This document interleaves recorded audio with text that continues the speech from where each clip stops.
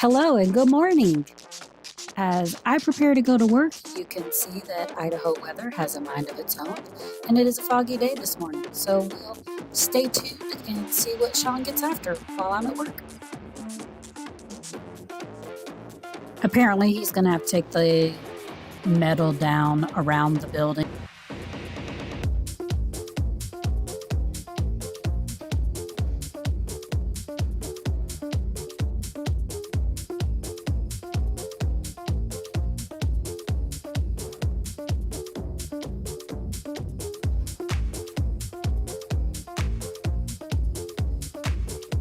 Sean had already taken the metal down on the east and west side of the building, so the south side needs to come down.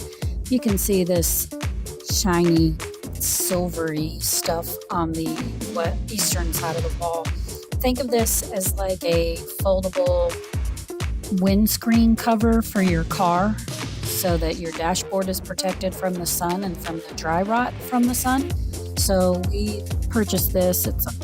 I was going to say it all just blew in like a UFO, but it is kind of like that windscreen protector that you put in your car window that's going to help keep the hot out and the cold out from the building. Like I said, this used to be a tractor shed. We are turning it into a long-term water storage shed.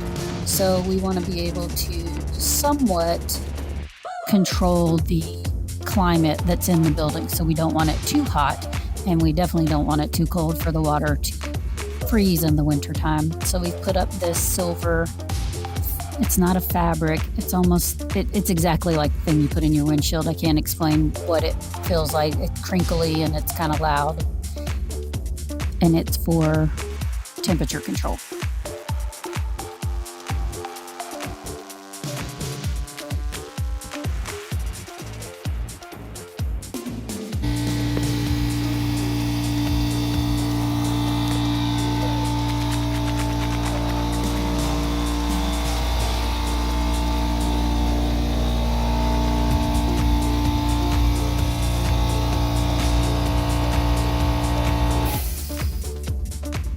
Just a quick note, when you build your house, you hire a company to come and build it for you. Normally, if you're doing a home in a subdivision or a small 1 acre lot or 5 acre lot, most Americans have someone build their house for them. This is really what a job site looks like. So we utilize all of these tools and things throughout the day. If it wasn't for a company named DeWalt, we wouldn't own half the things that we do own. So just to let you know that if you have a good contractor, they clean the site up every day. So when they come back the next day, everything is like fresh and new. Like when you go on vacation, you either strip your bed or you wash your sheets and make your bed before you leave so that when you come home from vacation, you have clean sheets. So kind of the same concept here. Always clean your workstation.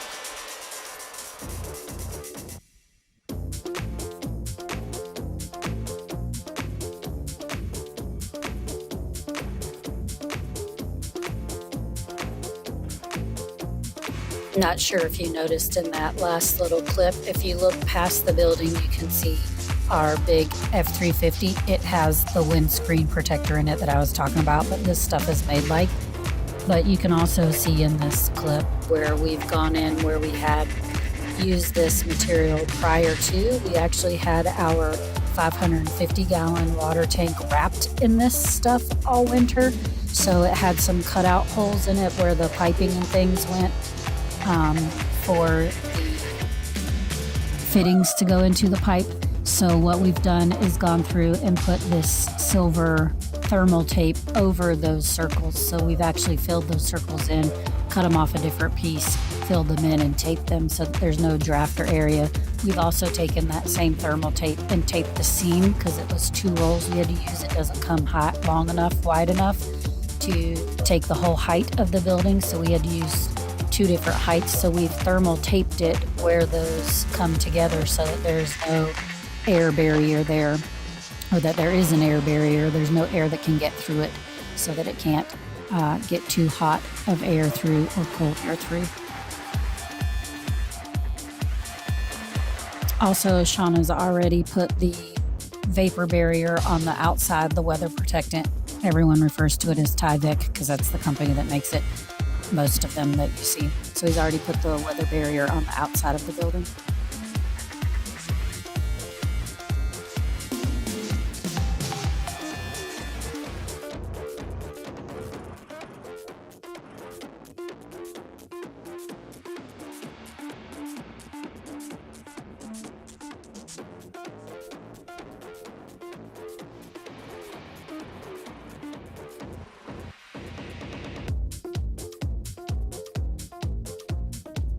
I guess now would be a good time to tell you what we're going to put in that big open space next to the personnel door.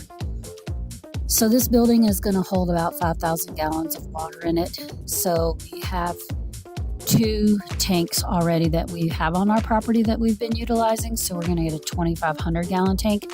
That tank is going to go on the left side there. So what we did was we left this open so that we could put the tank in and then we could put the wall up. So this bit of the wall will be a removable wall.